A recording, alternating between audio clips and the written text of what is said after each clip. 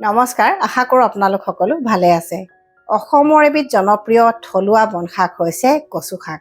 প্ৰতিজন অসমীয়া মানুহেই কচু শাকৰ আঞ্জা খাই নিশ্চয় ভাল পায়। কচু শাক খালে ৰক্তহীনতা দূৰ হয় বা কচু শাকে তেজ বঢ়ায় বুলি সকলোৱে জানে।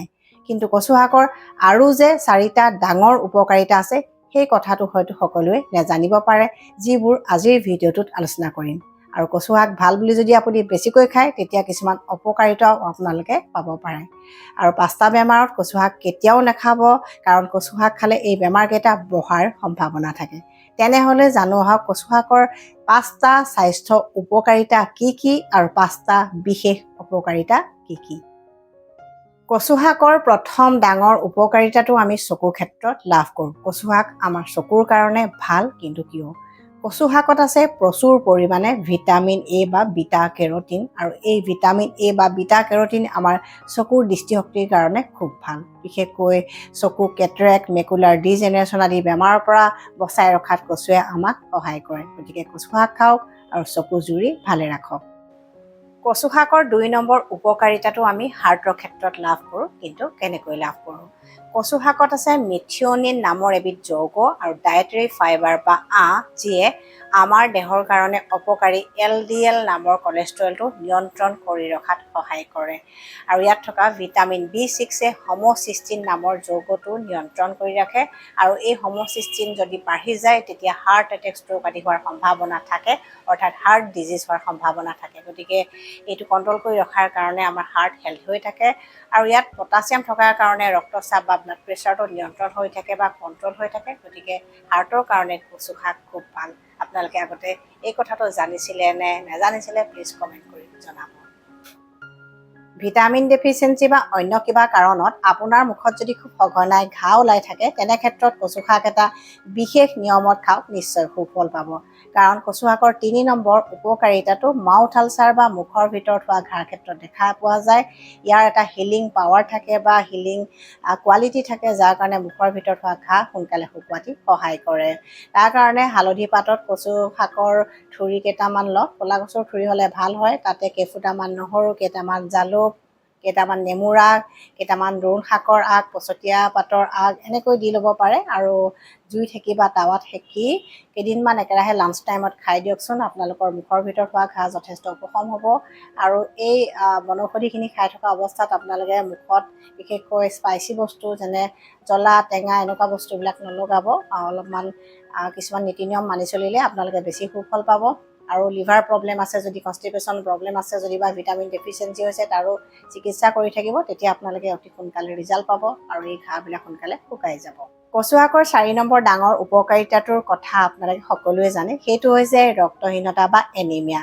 কচু শাকত আছে আইৰণ, ফলেট আৰু ভিটামিন B6, যিয়ে পুষ্টিহীনতা বা নিউট্ৰিচনেল ডেফিচিয়েঞ্চিৰ কাৰণে হোৱা ৰক্তহীনতা বা এনিমিয়া দূৰ কৰে। যদি আপুনি এনিমিয়াত ভুগি আছে, তেন্তে কচু শাকৰ আঞ্জা মাজে সময়ে খাওক, নিশ্চয় সুফল পাব। কিন্তু বেছিকৈ নাখাব, কাৰণ ইয়াৰ ছাইড ইফেক্টো থাকে।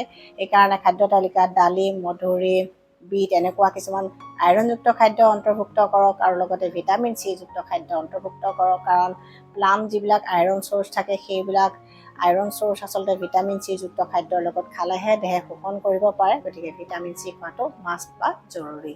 আৰু আপোনালোকে মন কৰিব যে কচু শাকৰ যিবিলাক আমি ব্যঞ্জন খাওঁ, প্ৰায়বিলাকতে টেঙা দিয়া হয়, যেনে নেমু টেঙা, বিলাহী টেঙা, থেকেৰা টেঙা। এনেকৈ টেঙা দিয়াটো যিটো প্ৰথা আছে, সেইটো হৈছে সম্পূৰ্ণ চাইণ্টিফিক বা বিজ্ঞানসন্মত। গতিকে আমাৰ যিবিলাক থলুৱা খাদ্য সম্ভাৰ আছে, সকলোবিলাক হেল্ডি হোৱাৰ উপৰিও সম্পূৰ্ণ স্বাস্থ্যসন্মত। গতিকে ভিটামিন C থকা খাদ্য কচু শাকৰ লগত খাওক আৰু ৰক্তহীনতা বা এনিমিয়া বেমাৰৰ পৰা বাচি থাকক। কচু শাকৰ 5 নম্বৰ ডাঙৰ উপকাৰিতাটো মহিলাসকলে লাভ কৰে, কিন্তু কেনেকৈ লাভ কৰে?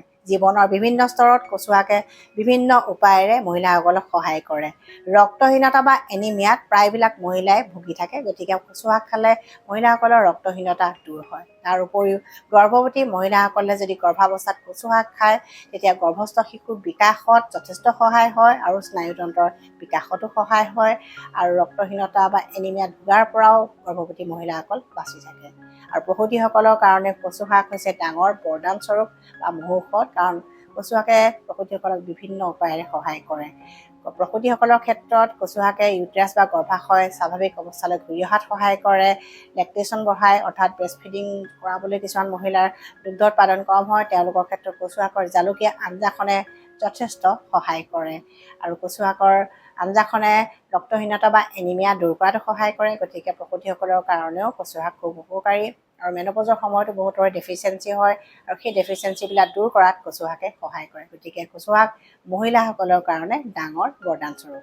5টা বেমাৰত কচু শাক অপকাৰী। এই 5টা বেমাৰ কি কি আৰু কচু শাক এই 5টা বেমাৰত কিয় অপকাৰী তাৰ বিজ্ঞানসন্মত কাৰণবিলাকো জানি লওঁ। প্ৰথম বেমাৰটো হৈছে কিডনী ষ্ট'ন। আপুনি যদি কিডনী ষ্ট'ন ৰোগত ভুগি আছে তেন্তে কচু শাক পৰাপক্ষত নেখাব, কাৰণ কচু শাক আপোনাৰ কাৰণে অপকাৰী। কিন্তু তাৰ কাৰণটো জানি লওক। কচু শাকত অক্সেলেটৰ পৰিমাণ বেছি থাকে, আৰু বেছিভাগ কিডনী ষ্ট'নে সাধাৰণতে কেলছিয়াম অক্সেলেটযুক্ত হয়, অৰ্থাৎ অক্সেলেটযুক্ত খাদ্য বেছিকৈ খালে কেলছিয়াম অক্সেলেট নামৰ ষ্ট'নটোৰ ছাইজ ডাঙৰ হোৱাৰ সম্ভাৱনা থাকে। গতিকে আপুনি যদি কচু শাক খাই থাকে তেন্তে আপোনাৰ পাথৰ ওলাই নাযাব, বৰঞ্চ আপোনাৰ পাথৰৰ ছাইজ হয়তো ডাঙৰ হ'ব পাৰে। অৱশ্যে ট্ৰিটমেণ্ট কৰি শেষ হোৱাৰ পিছত যেতিয়া আপোনাৰ পাথৰ নাথাকিব তেতিয়া মাজে সময়ে কিন্তু খাব পাৰিব, কিন্তু বেছিকৈ খালে আকৌ নতুনকৈ ষ্ট'ন হ'ব পাৰে। সেইকাৰণে কিডনী ষ্ট'ন হোৱা ব্যক্তিসকলে পৰাপক্ষত কচু শাক নোখোৱাই ভাল। আৰু সুস্থ ব্যক্তিও যদি একেৰাহে বহুত দিন কচু শাক খাই থাকে তেতিয়া তেজত অক্সেলেটৰ পৰিমাণ বাঢ়ি গৈ নতুনকৈ কিডনী ষ্ট'ন ৰোগত আক্ৰান্ত হোৱাৰ সম্ভাৱনা থাকে। সেইকাৰণে সকলো মানুহে মাত্ৰাধিক পৰিমাণে কচু শাক নোখোৱাই ভাল। লিভাৰ এনলাৰ্জমেণ্ট, ফেটি লিভাৰ, জণ্ডিছ আদি লিভাৰৰ সমস্যাত যদি ভুগি আছে তেন্তে কচু শাক পৰাপক্ষত কমাই খাওক, কাৰণ কচু শাকত আছে প্ৰচুৰ পৰিমাণে ভিটামিন এ, আৰু ভিটামিন এ যদি আমি বেছিকৈ খাই থাকোঁ তেতিয়া লিভাৰত সঞ্চিত হয় বা ষ্ট'ৰ হয়, আৰু লিভাৰৰ ছাইজ হয়তো কেতিয়াবা ডাঙৰো হ'ব পাৰে। অৰ্থাৎ বেছিকৈ খালে লিভাৰৰ ছাইজ ডাঙৰ হ'ব পাৰে, লিভাৰত ইনফ্লেমেশ্যন হ'ব পাৰে, বা জণ্ডিছ, ফেটি লিভাৰ আদি সমস্যাও বাঢ়িব পাৰে। সেইকাৰণে লিভাৰৰ এনেকুৱা অসুখ থকা ব্যক্তিসকলে কচু শাক মাজে সময়ে খাব পাৰে, কিন্তু একেৰাহে বা সদায় যদি খাই থাকে তেতিয়া হয়তো আপোনালোকক অপকাৰো কৰিব পাৰে। 3 নম্বৰ বেমাৰটো হৈছে পাইলছ বা কেঁচুমূৰীয়া। আপুনি যদি পাইলছ বা কেঁচুমূৰীয়া ৰোগত ভুগি আছে তেন্তে কচু শাক বেছিকৈ নাখাব, সাৱধান হওক। কাৰণ কচু শাকত আইৰণৰ পৰিমাণ বেছিকৈ থাকে, আৰু বেছিকৈ আইৰণযুক্ত খাদ্য খালে কিছুমানৰ কনষ্টিপেশ্যন বা কৌষ্ঠকাঠিন্যৰ সমস্যা বাঢ়ে, আৰু তেতিয়া পাইলছ বা কেঁচুমূৰীয়াৰ লক্ষণবিলাক হয়তো বাঢ়িব পাৰে। কাৰণ প্ৰেছাৰ দিলে, কনষ্টিপেশ্যন হ'লে পাইলছৰ সমস্যা বাঢ়ে, বা কেতিয়াবা ব্লিডিঙো হ'ব পাৰে। গতিকে এই লক্ষণবিলাক যদি আছে তেন্তে কচু শাক বেছিকৈ। 4 নম্বৰ বেমাৰটো হৈছে এলাৰ্জিৰ সমস্যা। আপুনি যদি এলাৰ্জি ৰোগত ভুগি আছে তেন্তে কচু শাক খাওঁতে সাৱধান হওক, কাৰণ কেতিয়াবা কচু শাকে এলাৰ্জি বঢ়াব পাৰে বা নতুনকৈ এলাৰ্জিৰ সৃষ্টি কৰিব পাৰে। কচু শাকত এনেকুৱা কিছুমান ৰাসায়নিক পদাৰ্থ থাকে যিবোৰ খালে এলাৰ্জিৰ সমস্যা হয়তো বাঢ়ে, বা কিছুমানৰ ক্ষেত্ৰত মুখত খজুৱতি হয়, ছালত খজুৱতি হয়, আৰু এনেকুৱা ধৰণৰ লক্ষণ হ'লে জানিব যে আপোনাৰ দেহত এলাৰ্জিক ৰিয়েকশ্যন হৈছে। গতিকে কচু শাক খালে যদি এনেকুৱা লক্ষণ দেখে তেন্তে কচু শাক ভাল হ'লেও পৰাপক্ষত নাখাব। 5 নম্বৰ বেমাৰটো হৈছে ইউৰিনাৰী ট্ৰেক্ট ইনফেকশ্যন বা পেচাবৰ সংক্ৰমণ।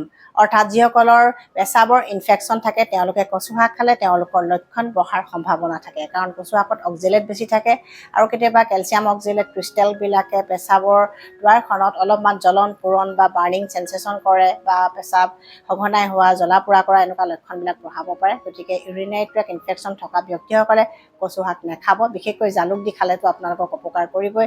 এনেকুৱা ধৰণৰ পেচেণ্ট পাই থাকোঁ, গতিকে গোটেইখিনি কথা প্ৰেক্টিকেলি জনাই থলোঁ।